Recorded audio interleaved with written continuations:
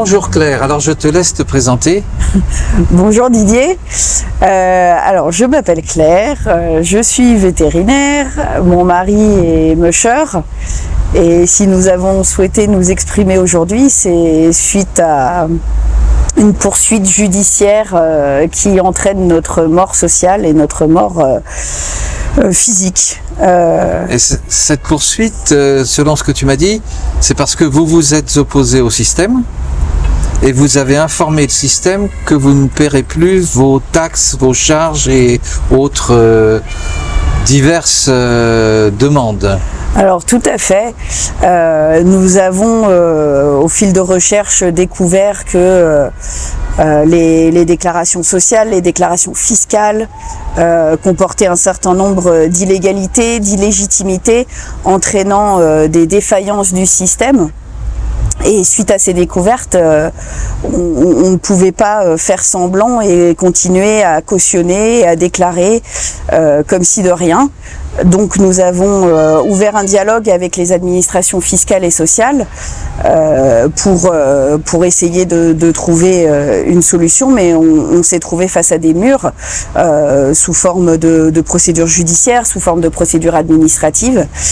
À la suite de ce dialogue et en l'absence de réponse concrète des administrations fiscales et sociales, l'administration judiciaire a souhaité nous poursuivre sous la forme d'une instruction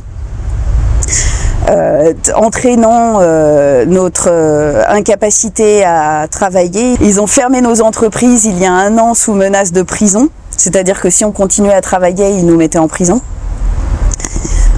Ils nous ont saisi l'entièreté de nos moyens financiers et privé bien évidemment de capacité d'en produire, nous laissant seuls à notre charge nos 180 chiens, sans capacité de produire des finances. Il faut dire que vous avez donc des chiens de traîneau à côté de Courchevel, qui sont destinés au tourisme, qui sont destinés à l'activité de guide musher, qui est de produire des balades en chien de traîneau pour les touristes de la vallée. Alors il n'y a pas que ça non plus, vous avez aussi d'excellents voisins. Effectivement, depuis notre installation en 2012 et malgré tous les efforts qu'on a fait pour trouver un lieu isolé qui ne gênerait pas le voisinage, le village, le hameau voisin de 5 maisons de résidences secondaires n'a de cesse de nous harceler et d'organiser, fort de leur réseau, notre éviction de l'environnement du hameau. Votre mort, on pourrait dire. Ouais. Et en fait, tu me disais aussi en préambule qu'ils avaient déposé une plainte ou une avant-plainte et avant même que vous ne vous installiez. Effectivement, avant même que nous ayons signé l'achat du terrain, comme nous avions fait une enquête dans le voisinage, nous avions prévenu la mairie de notre installation, les voisins ont déposé une plainte préventive pour le bruit en mairie, plainte qui n'a jamais été investiguée, qui n'a jamais été objectivée et qui est à la base de beaucoup de nos problèmes aujourd'hui depuis plus d'une dizaine d'années. Et alors tu me dis que le dossier est bloqué, ça avance pas.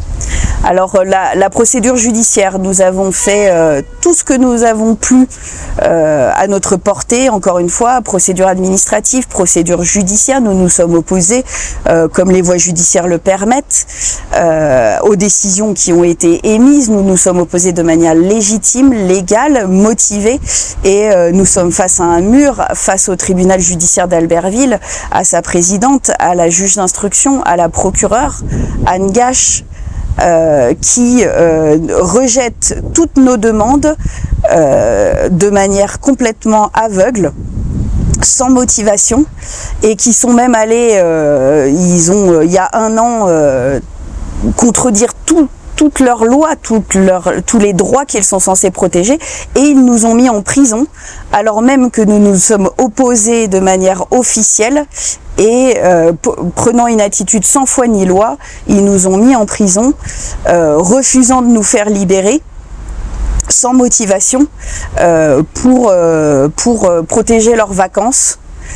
Et il était prévu qu'on reste en prison pendant au moins 4 mois, alors que c'était les vacances de juillet-août et que la juge d'instruction a motivé son refus de libération sur sa position de vacances. Et c'est grâce à la chambre de l'instruction que nous avons pu être libérés plus tôt que prévu. Le but étant toujours de s'attaquer à nos chiens et que nous deux en prison, il n'y avait plus de responsables de nos animaux. Et d'ailleurs, plusieurs manœuvres frauduleuses ont été tentées pour leur porter atteinte et pour leur faire du mal en notre absence. Une fois sortis de prison, bien évidemment, nous avons continué notre combat judiciaire. Nous sommes opposés, nous avons fait les procédures d'inscription de faux, qui sont des procédures régulières, qui sont des procédures validées par le Conseil d'État, mais toujours pas prises en compte par le tribunal d'Albertville. Ils sont allés même jusqu'à bloquer nos comptes bancaires que nous avions ouverts en Suisse, non pas pour cacher de l'argent, mais tout simplement pour protéger nos finances des malversations des administrations. Et malgré toutes nos oppositions, nous avons fait 3 recours en annulation que nous avons fait cet automne. La chambre de l'instruction à Chambéry devait statuer avant la fin de l'année, fin décembre 2023, et aujourd'hui on est plus de 6 mois après et on n'a toujours aucune nouvelle. On est face à un déni de justice, on est face à un abus de pouvoir, on est face à un détournement de procédures judiciaires, et face à tout ça on a encore des armes et on a beaucoup cherché, on a beaucoup réfléchi et on a trouvé une justice, une juridiction qui a tous les pouvoirs exactement comme la juridiction commune, qui sont les tribunaux judiciaires, et qui nous ont permis d'obtenir une décision qui, face à la situation de précarité dans laquelle le tribunal judiciaire nous a plongé d'Albertville, ils ont organisé une procédure d'urgence permettant d'ordonner des mesures conservatoires pour qu'on puisse sortir de la situation de précarité dans laquelle nous sommes, dans la mort programmée dans laquelle nous sommes, et qui a prononcé la fin de l'instruction, la fin de la procédure d'instruction, la fin de toutes les mesures contraignantes et menaçantes pour notre vie, pour celle de nos animaux, le 1er mai. Cette décision a été prononcée le 1er mai. Le tribunal judiciaire d'Albertville a été informé, la cour d'appel de Chambéry a été informée le 2 mai. La mise en responsabilité de l'État français, puisque c'est eux qui sont responsables des actions judiciaires des tribunaux et des cours d'appel. Malgré ça et malgré une exécution forcée, une exécution obligatoire prononcée par cette décision de justice, aujourd'hui on est 1 mois et demi plus tard et il ne s'est toujours rien passé. Nous avons tout essayé, nous sommes patients, nous sommes courtois, et les seules réponses que nous avons auprès du tribunal, auprès de la cour d'appel, auprès des responsables de la République, de l'État, c'est patienter, on va vous écrire. Le problème, c'est qu'aujourd'hui, on est face à une impasse et que patienter, ça n'est plus possible. Ils savent que vous êtes face à une impasse. Ils le savent parfaitement et c'est en toute conscience qu'ils font ce qu'ils font. Ils n'ont aucun argument à nous opposer à tous les arguments de droit et de loi qu'on a donnés, qu'on a fait dans les formes, dans la réglementation qu'ils nous imposent. On n'a jamais strictement aucune réponse. Donc aujourd'hui, on souhaite dénoncer cette situation pour en trouver des solutions. Il y a pourtant une loi en France qui dit que lorsqu'on a posé des questions à l'administration et qu'après un délai de 2 mois on n'a pas de réponse, ça veut dire que l'administration est d'accord. Oui, tout à fait. Tout à fait, c'est un principe de loi, c'est même une maxime de loi, qui ne dit mot consent. Absolument. Mais on est vraiment face à des gens qui ne souhaitent pas faire appliquer les principes de droits fondamentaux, qui ne souhaitent pas participer à garantir les droits fondamentaux des personnes.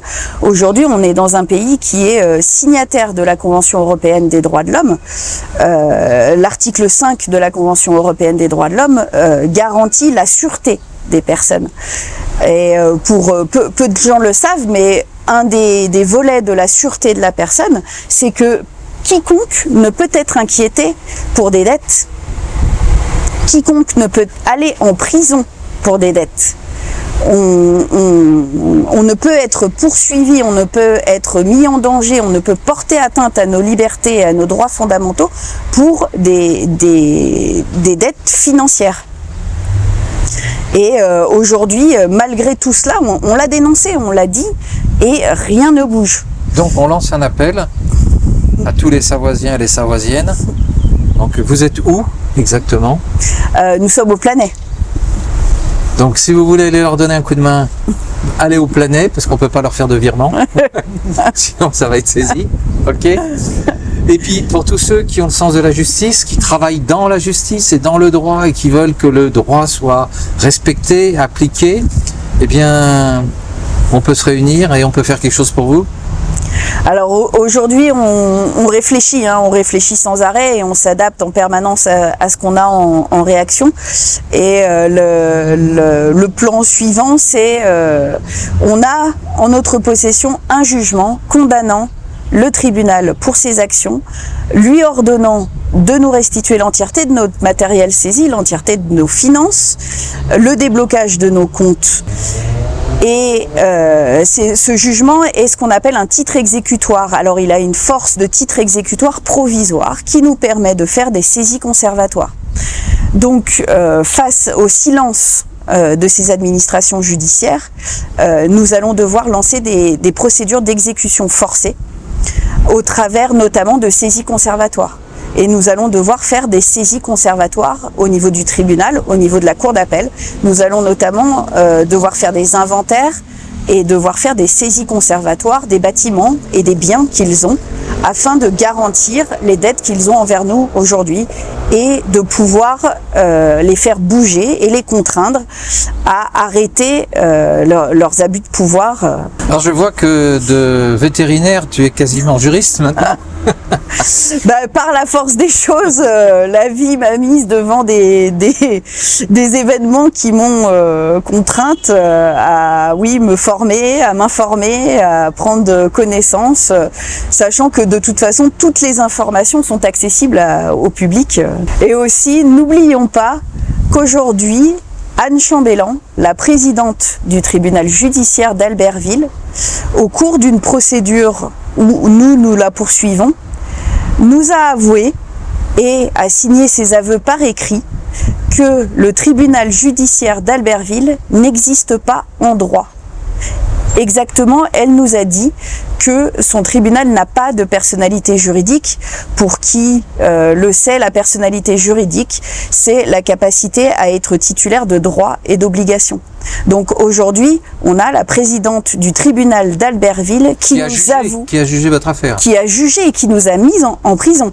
Qui reconnaît que son tribunal n'existe pas. Qui reconnaît que son tribunal n'existe pas en droit. C'est magnifique. Et n'a pas de capacité à gérer les procédures judiciaires qu'il gère aujourd'hui.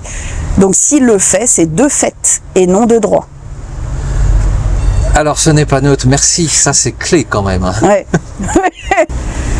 Je te remercie infiniment et donc je relance l'appel que tous ceux qui sont prêts à te soutenir, à t'aider dans ce combat, qui connaissent éventuellement les failles, qui peuvent renforcer la puissance que tu dégages et que tu mets en œuvre. Vous êtes donc les bienvenus et vous rejoignez Claire.